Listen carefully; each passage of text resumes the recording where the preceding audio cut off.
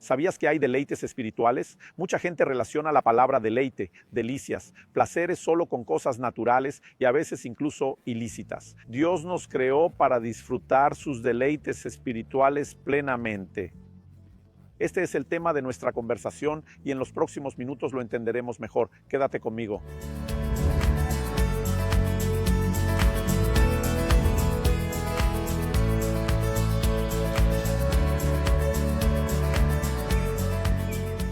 Hoy estoy en Puyallup, estado de Washington, en los Estados Unidos, pasando para traer otra palabra a tu corazón. En el Salmo 16, verso 11, David dice: «Me mostrarás los caminos de la vida y me guiarás. En tu presencia hay plenitud de alegría y a tu derecha hay delicias perpetuas y eternas».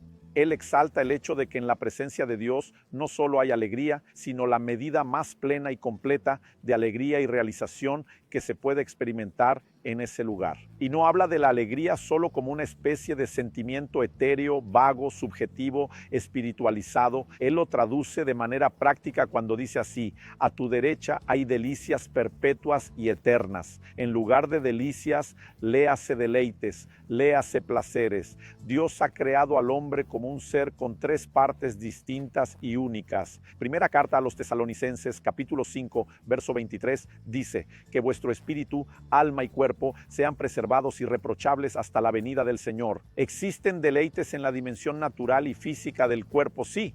El sentido del gusto, por ejemplo, es uno de ellos, y muchas veces saboreando la comida podemos deleitarnos. Este es solo un ejemplo. ¿Existen deleites emocionales? Sí, alegrías, logros, ya sean situaciones familiares, sueños cumplidos y más. Pero en el plano espiritual también existen deleites.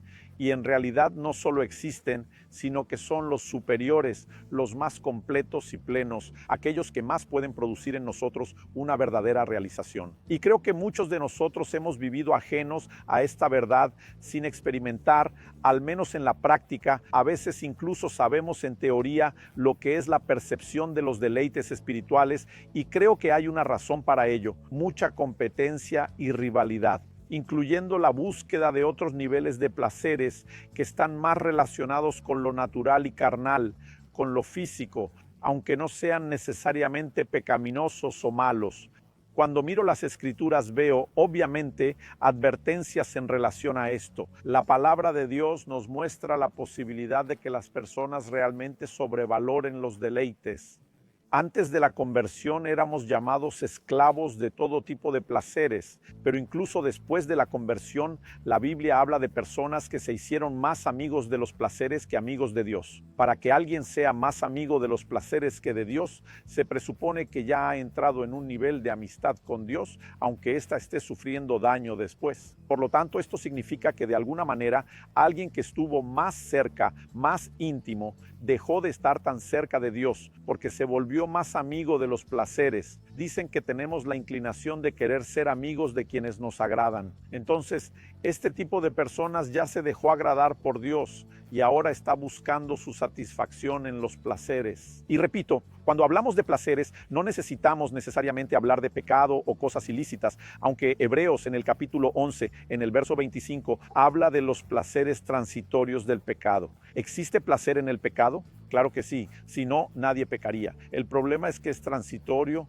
la cuenta es alta, el resultado es trágico, es drástico. Sin embargo, necesitamos comprender que existe un lugar de profundos deleites, que muchas veces estamos distraídos por la ansiedad y la búsqueda de deleites solo en fuentes equivocadas. En Santiago, en el capítulo 4, en el verso 1, la Biblia dice: ¿de dónde proceden las guerras y las peleas entre ustedes? ¿De dónde? Sino de los placeres que están en conflicto dentro de ustedes. Cada día alguien me dice: pero pastor, el placer no da conflicto, da realización. Dije: da realización después de haberlo alcanzado, aunque muchas veces la realización en algunos casos no sea duradera, pero cuando estamos deseando conflicto con nosotros mismos, conflicto con los demás, a veces conflicto con Dios cuando nos ocupamos por la no realización de esos deseos de nuestra parte, y la verdad es que muchas veces nosotros despistamos y nos perdemos, sino que en realidad llegamos a un punto de percepción de placeres que nos roba la capacidad de los niveles más profundos de deleites. Entonces déjame darte una ilustración. Hace algún tiempo alguien me preguntó: ¿por qué te has dedicado tanto en los últimos años a la práctica del ayuno de manera recurrente, insistente, ayunos prolongados? Y recuerdo claramente que le dije a esa persona, el ayuno me ha ayudado en muchas cosas diferentes, en muchas áreas de mi vida, pero una de ellas es la percepción de los deleites espirituales. Me acuerdo de ese individuo que solía decir, dime más detalles sobre eso. Le dije, mira, hablando naturalmente, quien hace ayunos prolongados siente que el paladar cambia profundamente, probablemente no solo por la desintoxicación, la limpieza que el cuerpo experimenta, sino también por la falta de una avalancha de tantos tipos de sabores en el paladar y se desarrolla una percepción. Entonces la gente dice que el agua, por ejemplo, no tiene sabor y quien hace ayunos prolongados no está de acuerdo. Un agua con pH más alto tiene un sabor más salobre. Una que es más rica en minerales tendrá un sabor más metálico. A veces estamos en lugares donde es difícil beber agua porque el sabor no parece realmente agradable. Y un consejo que se suele dar es que normalmente para las personas que hacen ayunos prolongados a veces se le pone un poco de limón al agua. En una de esas ocasiones probé un jugo de limón y cuando lo probé estaba dulce y pensé, qué extraño. Creo que hay algo mal en mí y lo probé de nuevo y estaba dulce y comenté esto y nadie me creía y las personas alrededor decidieron probarlo y pusieron cara de agrio y de repente me di cuenta de lo que estaba pasando. Mi sentido del gusto estaba tan afinado que podía percibir la fructosa, el azúcar natural de la fruta, el azúcar del limón que nadie más notaba. Estoy usando esto como un ejemplo porque hablando espiritualmente noto que el ayuno me ha proporcionado lo mismo, el mismo paralelo. Muchas veces estoy leyendo la palabra, meditando, y la sensación que tengo al mirar la escritura, entendiendo, recibiendo el placer, el deleite de la palabra de Dios, me hace preguntarme si siempre fue tan dulce y yo no lo notaba. Muchas veces esto ocurre en un momento de oración o adoración y disfruto la presencia de Dios y me pregunto después de tantas décadas sirviendo a Dios, yo no percibía cuán dulce y agradable podía ser. Hablo de esto porque la mayoría de las personas se han intoxicado con un nivel de azúcar en el día a día. Hablando de lo natural ahora, que ya no nota el azúcar de la fruta. Ellos usan demasiado el azúcar refinado, además de una serie de otros productos. Una vez vi a alguien cubriendo una ensalada de frutas con leche condensada y eso me dio desesperación, una agonía. Para quien el propio jugo de limón muchas veces se vuelve dulce en el ayuno, imagina el dulzor de la fruta. Y en ese momento quería gritarle a la persona, no necesitas eso, pero recordé cuando consumía mucho azúcar, lo cual hoy no es parte de mi dieta y ya no podía percibir el dulce de la fruta. Entonces muchas veces no percibimos que nos llenamos tanto de placeres inferiores que sofocan nuestra percepción de los placeres superiores.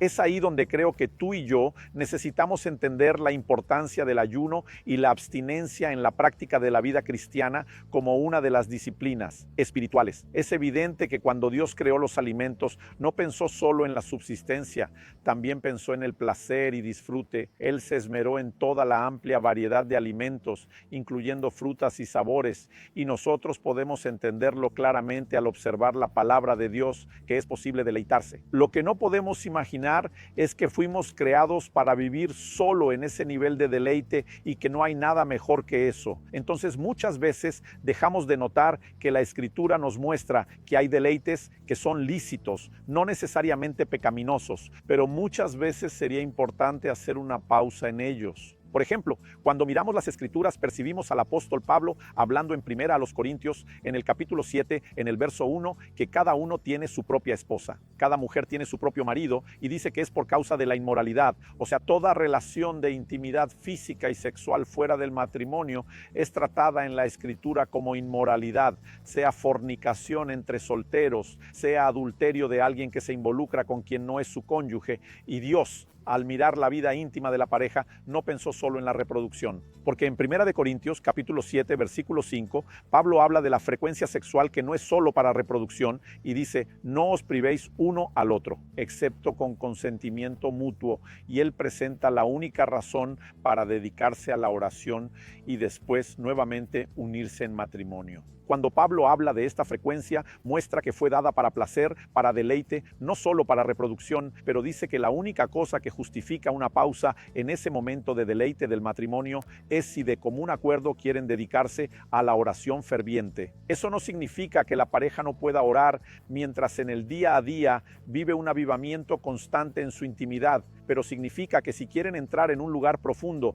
y la expresión es dedicarse, entonces la idea es pausar el dulce de leche para que puedan redescubrir el sabor auténtico de la fruta fresca. Muchos de nosotros hemos vivido vidas cristianas superficiales, marcadas por la religiosidad, por un intento de vivir lo que Dios planeó, basada únicamente en el esfuerzo, y apenas hemos llegado a comprender lo que son las herramientas y principios espirituales que nos ayudarían, y mucho menos lo que es la dimensión de deleites espirituales que está a nuestra disposición, y podemos intencionalmente simplemente posicionarnos y decir: voy a interrumpir esta dimensión de placeres lícitos que son permitidos, voy a reducirlos de forma ocasional, pero lo haré intencionalmente para dedicarme a buscar la percepción de lo que es espiritual y trascendental. Si nosotros, de verdad, comenzamos a tomar en serio lo que la palabra de Dios enseña sobre deleites espirituales, podremos disfrutarlos, pero eso no sucederá solo porque es el deseo de Dios. No ocurrirá de manera espontánea o automática, debe ser intencional, y tú y yo debemos posicionarnos y actuar. En algunos momentos será hacer morir la carne, su deseo por gratificaciones, será renunciar incluso a lo que es lícito y no necesariamente pecaminoso, para que podamos desarrollar una nueva percepción y entendimiento. Recapitulando y usando el ejemplo que ya di, dejar el dulce de leche para poder recuperar la percepción de la dulzura de la fruta, de tener los deleites naturales, pausarlos para que podamos entrar en la percepción de los deleites espirituales. Que Dios nos ayude a entender, practicar y disfrutar de esta bendita verdad. Los deleites espirituales nos pertenecen.